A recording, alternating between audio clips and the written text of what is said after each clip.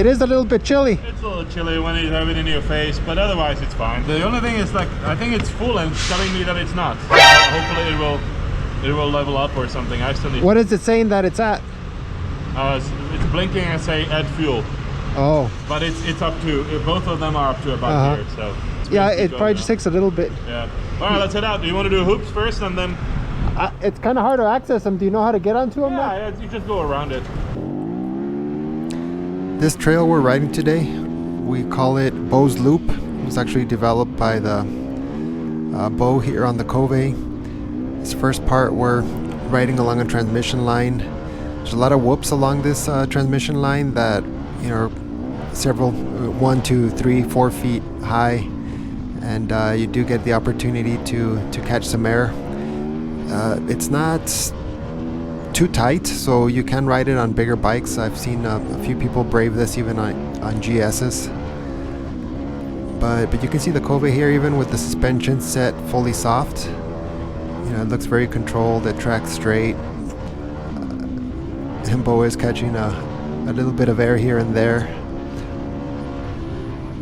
And this is only his 4th time on the bike, I think.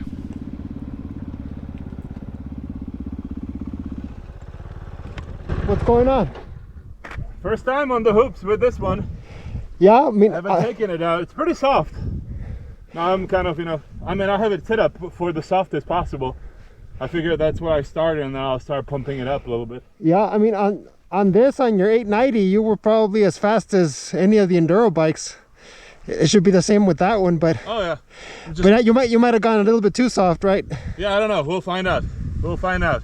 Well, I mean, too soft if you want max speed, but I mean, it's still controlled and comfortable, right? So yeah, it's controlled. So it just depends what you want. I'm getting used to the bike too, so yeah. All right, you go ahead. I'll be behind you. At higher speeds on gravel roads like we're riding here, again, the Kove looks like it's on rails. It's tracking very straight. I don't see the tail wagging at all. This particular gravel road can get some nasty potholes in it at times. It's pretty smooth at the moment though. Now we get into a section that's tighter than the transmission line. It has a lot of nice left and right turns with some decent banking, so you can get some support from the sides of the trail. There's plenty of fun stuff on this. Yeah, one. yeah. It's just over there. Once you get lower and lower, it stops to bank. It starts to be just a flat. And you have to go really slow, not to, you know, because the banking you can haul it. But over there it just becomes so yeah. So how did you feel it through that? It tracks really nice. Yeah. Yeah, I'm not pushing it, you know, too much, but let's see what it does. I'm trying to figure out how far I have to adjust the shifter. It seems a little too low. Oh, okay. Because I need to dip under, you know, quite a bit with my, so I need to maybe 2-3 millimeters higher would be perfect. But stiffening the suspension a little bit will probably feel better, I think. We'll find out. Unless you're in rocks, you don't want it to be on the softest setting typically, but yeah. Well, I'm also waiting for it to settle down a little bit, you know. They all say after a couple of 100 miles, you know. Have you tried those grips elsewhere? Oh yeah, I had them on the 790. Oh, okay. Yeah, they are very nice. They just, you know, my hands are so large, and they are so skinny, the originals, the OEMs. So this is a little bigger. It feels like I have a little more in my hand. That's what she said. Michael, please. Please. And they absorb some vibration? Yeah, that too, yeah. What brand are those? Oh, just cheap Amazon, whatever. $3 for both of them or something like that, you know. Yeah. It takes 4 weeks to get it here, but, you know, kind of, you know. Yeah.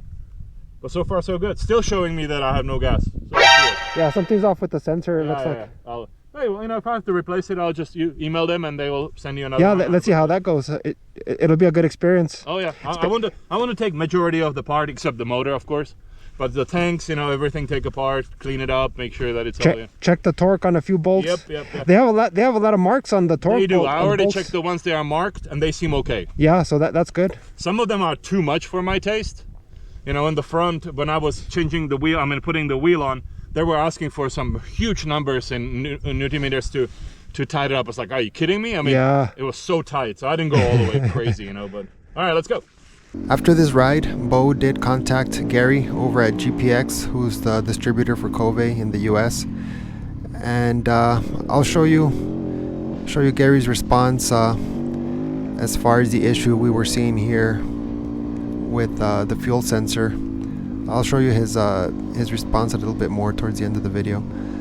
This next section of the trail, it gets tighter. It almost feels like you're riding a wide single track section at times, and a lot of cattle walk through here, so their hooves can leave some deep rough indentations that are trickier than even riding through car tracks, because the cattle kind of weave back and forth left and right.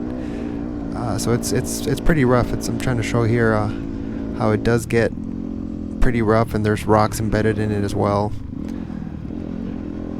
I mean, but these two bikes have a lot of suspension travel, so they can track over this stuff and remain pretty stable. We didn't run into too many issues here. Yeah, it's starting to feel a little better. Yeah? Definitely, yeah. I'm right behind you most of the time. Then some of the curves, I forgot about this here. This is like totally roughed up by the four-wheelers or something. Well, and the cattle. And the cattle, yeah. The cattle have a nice little trench, and it's not straight. It's like yeah, and it's heavy because it rained. So if it was fluffy, it'd be probably easier to ride in. And it's so damn okay. But it's good to have no dust. Oh, that's true. That's true. So, are you feeling it better than the 790 through the turns here? Through the turns, definitely. Yeah, because of the weight. On the open road, sometimes there's a little bit of lag to kick in right there. And with the 790, the rear would, like, if I really whacked it, it would just spin. Yeah. This has actually a little more control. Yeah. And through the turns, there are some that I would never gotten through with the 790 in that speed. At that speed, yeah. I'll be afraid, just because it's so hard to maneuver. This is kind of, you push on one side, push on the other, yeah. And it kind of flows, so but it will take some time to get used to. No, that's good. So we continue here a little bit further down this trail until we get to a more open dirt road that parallels Highway 9. But again, even though this is a pretty deep sand, the Kove is not having much of an issue through this.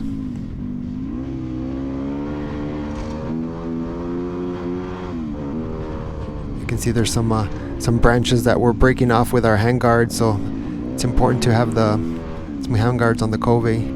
And you see Bo here does stick his leg out sometimes, so the Kove is light enough that it does make you feel like you should be riding it like a dirt bike at times.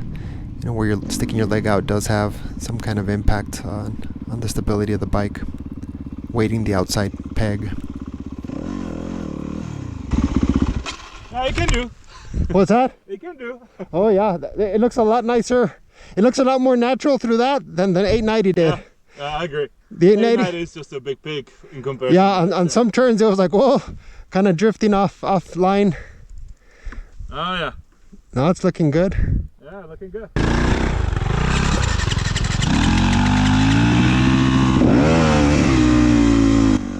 On these higher speed roads like this, sometimes we see speeds over 70 miles an hour, sometimes even over 80 miles an hour. And these kinds of roads are really where the Kove shines. On my lighter weight enduro bike, I can keep up, but I don't feel as natural going at these higher speeds on these more open roads, where the Kove just really eats this stuff up. Here we get into a section that again has a lot of winding left and right turns, but it is somewhat flatter than the previous section that had curves, and the sand is not as deep. So it can feel a little bit more skittish around the turns. Your rear wheel tends to slide a little bit more left and right with less banking and the sand not being as deep.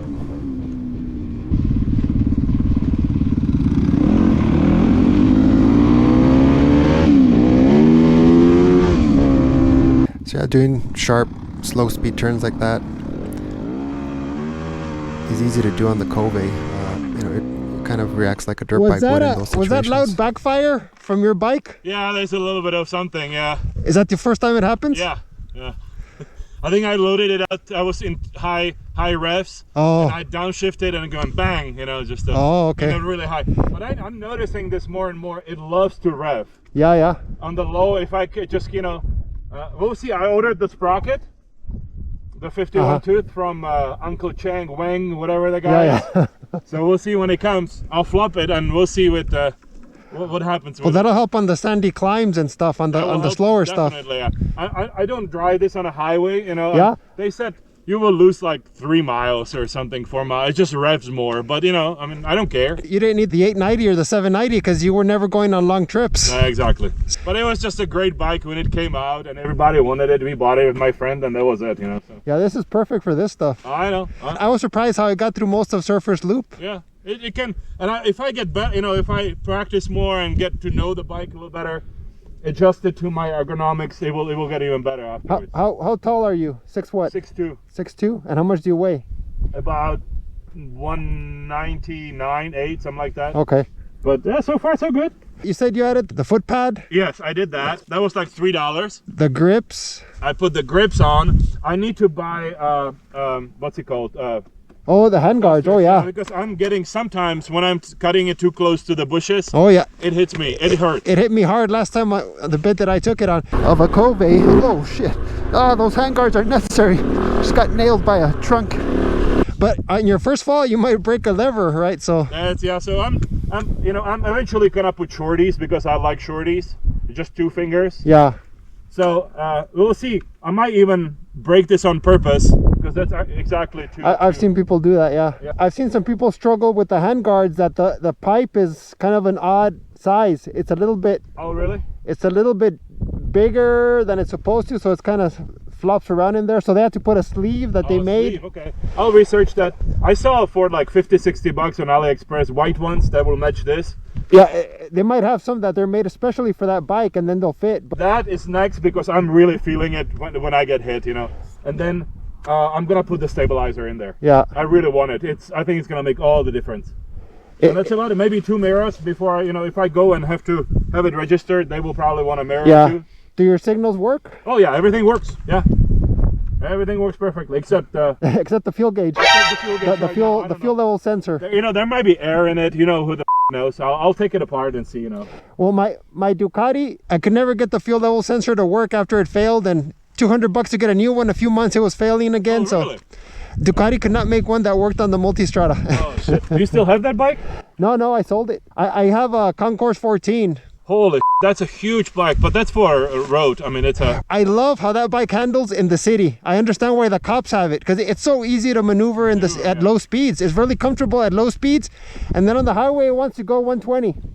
Yeah, it wants to cruise at 120. That's another thing I was thinking. I bet you that I can get a...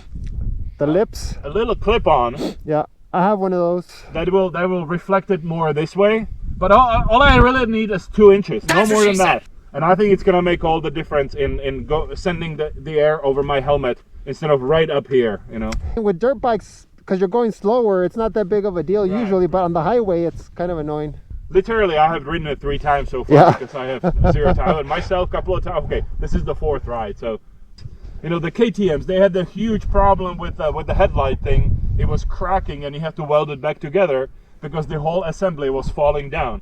Another stupid design of KTM. Right? Yeah. Well, they try to make everything thin and lightweight and...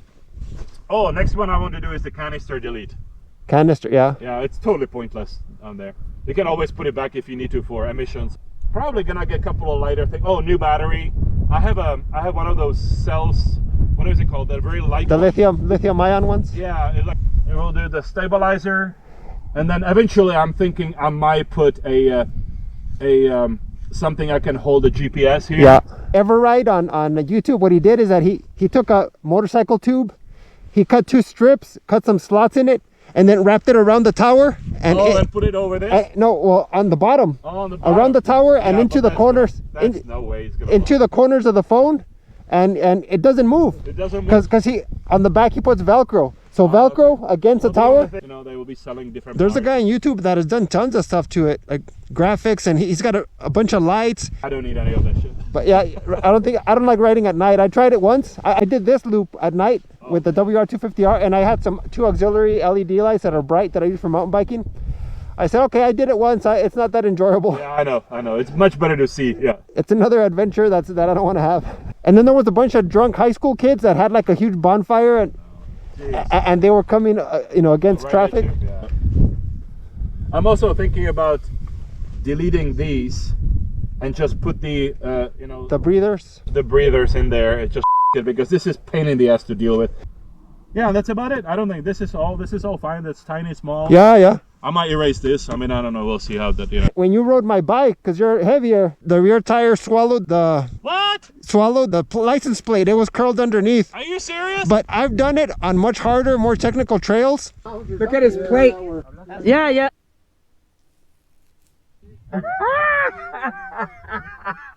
Taquito for What happened? That rolled up with your back tire. Yeah, I know. When? Everything okay, Andres? But just on the little part of surface loop. Bike? Yeah, I was like, what happened? It's because Bo must be a little bit heavier. Oh, I'm definitely heavier. But I've done it many times. Hilarious. I had no idea it's even possible. The suspension compresses that much. Oh, that's like a foot, at least.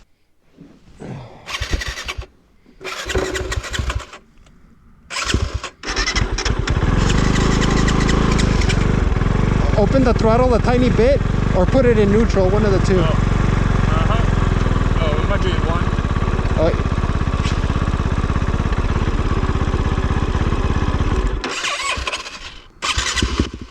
Bo's not really used to riding enduro bikes, so there are a lot of enduro bikes that prefer to start in neutral.